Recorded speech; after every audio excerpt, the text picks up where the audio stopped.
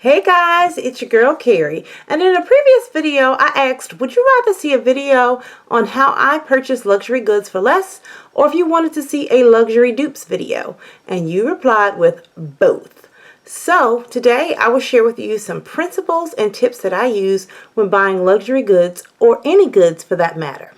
Now the first and most important tip is don't be a label whore. Just buying a brand because you think it will give you social status, or if you think it will, gain you acceptance, that is not the reason to buy luxury goods. Remember, you should make the brand, and the brand should not make you. First stop for luxury goods shopping at a discount are outlet malls. If you like outlet mall shopping at some point in your lifetime, you must visit the Mecca, the holy grail of all outlets. Woodbury Commons, located in Central Valley, New York, it is one of the world's largest contiguous outlet malls with over 800,000 square feet of shopping. Any designer, low-end or high-end, you can think of can be found there. I don't get there much often anymore because I no longer live in New York, and most of my family members have left as well. I do, however, visit the two other outlets that we have here in Georgia. And if you follow me on Instagram, you would know that I racked up at the Polo outlet. And here, as you can see, I picked up for my daughters in every color. This is a kind of like a crop top type sweater, and originally it retails in the stores for $198. Then they were selling it at the outlet mall for $79.99. Then they marked it down at the clearance center for $29.99. But at the clearance center, it was also an additional 50% off the lowest tagged price. Sweaters ended up being $15. And then Polo Outlet also, from time to time, offers a special where they give student discounts, and you can get an additional 15% off anything that you purchase if you can provide a student ID. And since my husband is working on his PhD, he is able to use his student ID from his college to get that extra 15% discount. So with using that discount, instead of this being $15, we could actually get these sweaters for $12.75. And that is well over 90% off the suggested retail value. We also picked up some of the classic men's polo shirts, and these were going for originally, in the stores, the department stores there, at $98 each. They were selling them for $74.99 in the outlet, and they were marked down to $24.99. And these were marked off 50% as well. And with that 15% additional student discount, we were able to get a lot of the polo shirts in every color that they had for $10.62. Picked up some really great jeans for my daughter. Originally they were priced at $165. They were marked down to $19.99, and with all of the discounts, these jeans were $8.50. Picked up this awesome polo sweatshirt. Again, this was about $10 after all of the discounts, and it was just really nice. All in all, I think we ended up with about over $2,000 worth of merchandise, and we paid a little over $300 for everything. Next up are discount chain stores, but I want to focus on a special TJ Maxx if you're looking for high-end designers. And those are the TJ Maxxes that have Runway at the Max in their stores. When shopping Runway at the Max, you need to know the following. Most high-end items are sold at 25 to 40% off. Items are past season as noted on the ticket, but even though they're past season, some of the items might still be in season. And that means that they're currently still in circulation at other department stores, or the designer's online store, or the designer's physical store as well. Also, you want to comparison shop online and at other locations to ensure you're getting the best deal.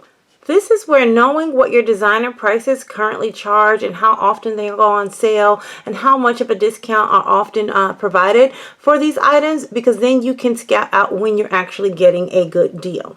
And then also, you can buy red tag or yellow tag clearance of these high-end items to take further advantage of the savings. So for example, I'm going to share with you a red tag clearance that I picked up. So let's look at how I purchased these Movado watches at a discount. Last year, right after Christmas, I picked up this beautiful rose gold watch for myself, and it's the Movado Bold watch. And then this past summer for my husband's birthday, I gave him a silver Movado watch, and I picked both of these up from the TJMAXX off the runway. And this watch, particularly, I don't have the tags on mine anymore, but I'll just go with my husband's watch.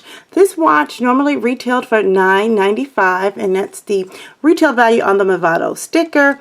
And then they were selling the watch in TJ Maxx for $399.99.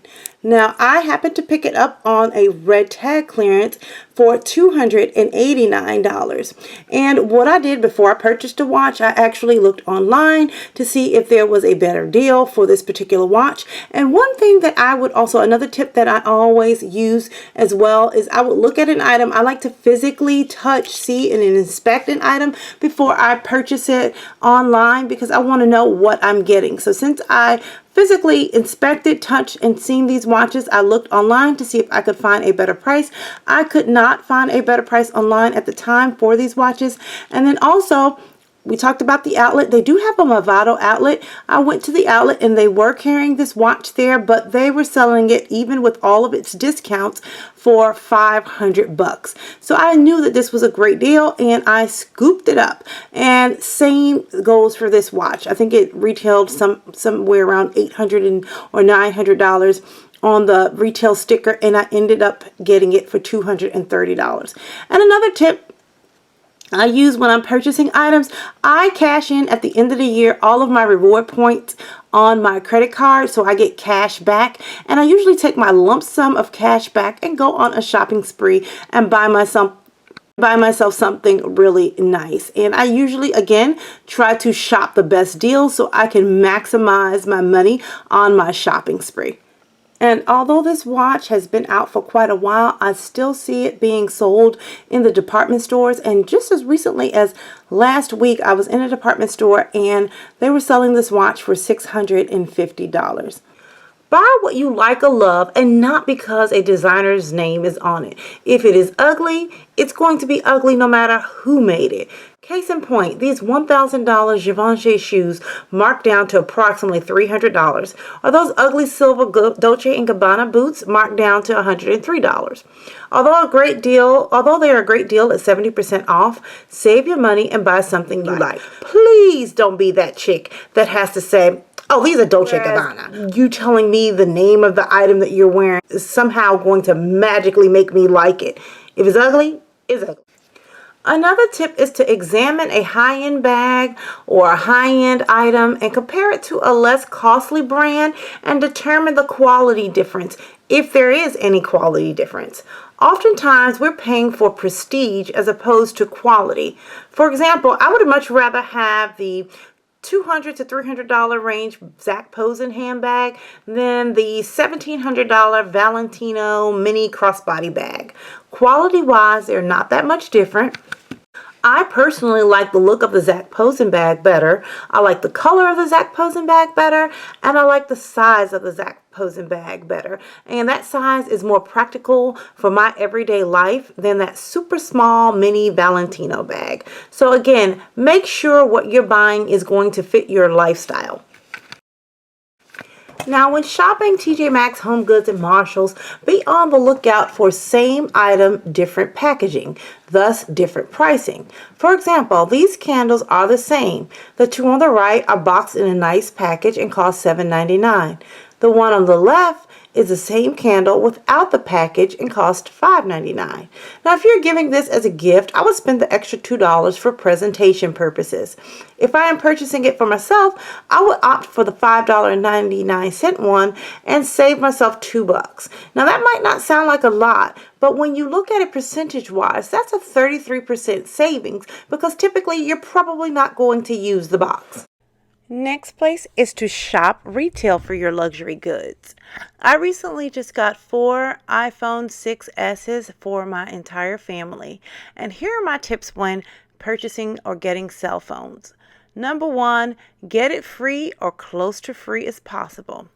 Number 2, you need to maintain good credit so you can qualify for the best deals. Number 2, don't upgrade often so that you can maximize your credits should you decide to switch carriers. It's best not to have any agreement when you make the switch. Number 3, wait for an awesome deal. Number 4, read the fine print and also compare both family plans and business plans to see which one would work out best for you. I got 4 iPhone 6Ss for next to nothing. The store was offering a buy one get one free special, and then since we did not have an agreement with our previous provider, we were able to actually get credits paid to us for each line that we activated. So therefore, we pretty much owed nothing for the phones. Be sure to shop the department store's clearance centers like Last Call Neiman Marcus, Saks Fifth Avenue's Off the Fifth, and Nordstrom's Rack, to name a few. Be sure to sign up for their coupons and deals and hit the clearance rack at these stores so that you can get even further discounts.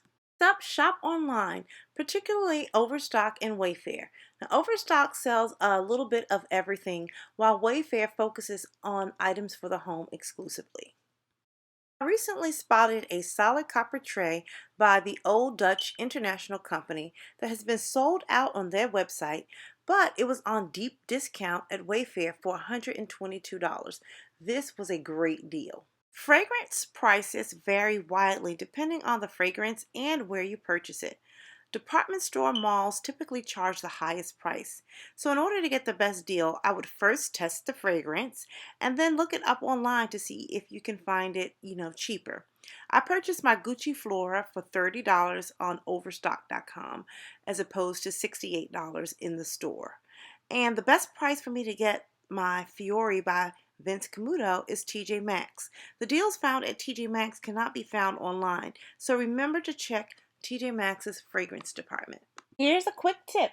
If your change is acting kind of strange, but you still want to smell good, stop by Sephora. You can select any fragrance that they carry and have the sales associate make you a customized sample. And this is also perfect for those who travel as well because you have the small sample sizes to get through the TSA. Finally, purchase secondhand goods from a consignment shop that specializes in pre-owned merchandise. You may also choose to rent luxury goods for that special occasion. Places like Luxury Snob, Rent the Runway, Bag, Borrow, or Steal are just a few among many online options. It's a bonus if you find a shop that accepts your luxury items that you no longer want for cash. Renting luxury goods for anything other than a special occasion is a waste of money and costly. For example, these Chanel handbags at Bag, Borrow, or Steal cost $600 a month to rent. Ouch! Here's an example of how I apply my process. These are some Gucci loafers that I am currently obsessing over. My plan of attack? First, I go to the department store and try on the shoe. If they fit well, then I determine the price that I'm willing to pay for them. In this case, $200 max.